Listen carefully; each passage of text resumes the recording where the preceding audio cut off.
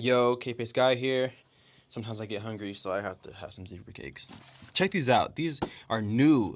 You know the rectangular zebra cakes, but now they have them like Twinkie rolls. Oh my god, I feel so fat right now. But anyway, this is more for my Fluon speakers here. So I've made a couple reviews on these. I wanna give another review now that I had them for quite a while. So let me step back so you guys can get an overview of everything. Hard to see, I know, cause that light and everything, but this is the home theater right now. These speakers are absolutely amazing. I'm still a month and a half later. I'm still wowed by these speakers. They just do everything that I never thought they could. They sound amazing.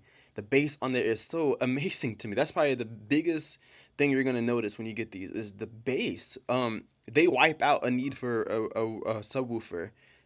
I still have all mine in here. They're always running with me, but they're not necessary. These things get so low, and they get so low and loud as if there's built-in subwoofers in there. They play so well. No distortion. I don't hear port noise. I don't hear any strain at high volume levels. They do so well. And paired with my Marantz receiver, they just sound amazing. It's like they were meant to be together. A lot of times I can just click off the SBS subwoofers and just let the two front channels play, and it's absolutely amazing. And even the center channel does have a little bit of depth to it. The bookshelves over here, they have depth to it. These are right down to 60 hertz, and I have some new toys back here, which are their bipoles. They're rated down to 45 hertz. Don't ever plan on playing that low, being my surround sound channels. But let me see if I can take this off of here. The magnets on here are so strong. This is what these look like. I'm sorry if it's hard to see because of the lighting, but it does keep that same woven fiberglass yellow cone and then the piano gloss finish that all the other speakers have. Sounds amazing. It's very different because usually when you have a dipole, you might have a tweeter and then a woofer down here and then a tweeter and a woofer over here, but these do the front and reflective technology and it sounds pretty good. It does exactly what I needed to do. It sounds really, really good. It gets low, it plays loud, and the magnets on the magnets on this, they're strong. They're already pulling me in. But this is magnetic grill. There it goes. Just clicks right in. Beautiful finish. I wish I had more light to show you guys, but this is, again, 3 in the morning. If you saw the video before this, the Marantz receiver video, check that out.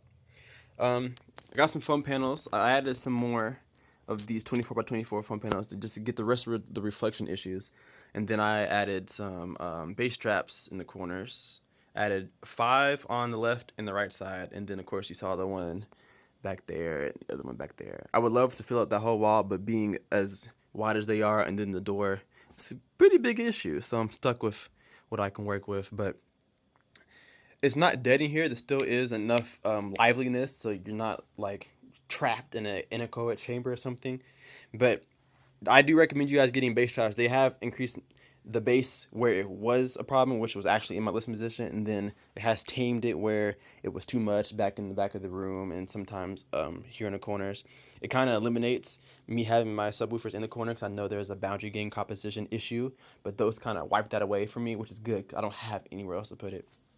But these speakers and the foam panels and the receiver all together, it's amazing. I'm just gonna sit down right here so you guys can just take a look. It's just absolutely amazing in here. I'm happy with it. It's been a long time coming to get to where I'm at here as far as the equipment that I've gotten.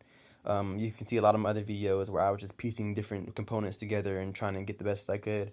And finally, I've gotten what I love, which is music, as you can see up there. Got my lights in, I got my lights underneath, still got some cleaning up to do down there. But I'm just happy overall. I love everything in here. I do recommend you guys getting acoustic treatment because a lot of times people want to get new products, and that's not the answer. It's not the answer because a lot of products sound good, but the room that they're in, it doesn't complement the speakers that you have. So I do recommend you guys getting at least some acoustic foam. I just had some foam panels. There's some really nice panels out there, but they're a little bit costly. But just go and get some foam and just maybe 4 pieces on each wall. It can make a giant difference in your sound. I went and I have like maybe 20, 24 by 24 foams. That's the big foam panels up there at the top and over here or whatever. And then the bass traps, there's about 12 of them in here. And it just really helps a lot. It really helps a lot. go out there and find some cheap acoustic panels. I got mine off of eBay and Amazon. They're pretty good. The shipping is ridiculous because they weigh next to nothing, but um, you won't regret putting them on the wall. And once you have them on the wall, you're not gonna wanna ever not have acoustic treatment again. Go ahead and play at the sign, make it funny. I forgot the YouTuber's name, but he told me, hey, make a giant diamond on the wall. It was so cool. I was like, well, maybe I will. And so I came up with this idea. Just cool, just to make it look cool and just make it look like it's not acoustical treatment. Just something, a cool design, some kind of art looking design or something like that, but still get that treatment, still get that coverage. It is important to place them where your reflection points are. Don't just put them anywhere in the room because you're not treating anything if you're not putting them in the correct spots. But I do recommend you guys, if you guys are in hi-fi audio, you have to treat your room. You have to make it sound good, but make it yours, make it unique. And I love watching YouTube videos and seeing what everybody else is doing and then taking ideas off of that and making it my own. So having the new TV stand, having the new receiver here, having the acoustic panels and the flagship speakers, it's just amazing in here. And I love music. This is what I do. This is what I've been doing. I don't do anything else in my life except how can I make my music sound better. So I have all new wires in here, 16 gauge, which is plenty enough for a home theater application. Everything's banana plugged. Everything's cooled, so nothing overheats. Got the Blu-ray player, so everything's amazing. I can't think of anything else that I want anymore, which is the first time I ever said that. Got a nice Dell computer which has Spotify on it. This is also a Spotify receiver, by the way. I have Spotify ran on it, so if I want to listen to music, I have tons of music downloaded on there, so I can just click a button and it automatically plays to the receiver, and it's just amazing. So look into the receiver. This is the SR7009. There is another video up about it, a little small review. If you'd like more in detail review, going through the menus, everything, I would love to show you that. But look into the Fluences. I know they're a small brand from Canada, but their sound is amazing. It's absolutely amazing. I've had plenty of their products. I've been through Klipsch. I've heard Bowers and Wilkins. I've heard Jamo. Everything is amazing. SVS, I love the subwoofers. This is their entry level, and it goes down 19 hertz, 700 watts maximum power. Like that's their entry level. So nothing in here is entry as far as sound quality goes. So take my word for it. TV's 4K. There's a review on that. If you haven't seen that, check that out. If you would like me to review anything in here, the futon, if you want to see what kind of bedding I got, where I got it from, that's fine. Where I got my controller charging stand, where I got the TV mount, because the TV mount is mounted to a TV stand. It's not actually a part of the TV stand, but I did buy that to raise my TV so I could have my serial channels. If you want to know more about that, that's fine. Just ask me. If you want to add me on Xbox, I'm always on. It's always hooked up and ready to go, so just add me. We'll play some games. So, if you haven't heard Dolby Atmos or you're kind of luring away from it, I think it's good to go towards it. I was skeptical of it because who wants to put ceiling speakers in? Most people don't have the money or the house to do that.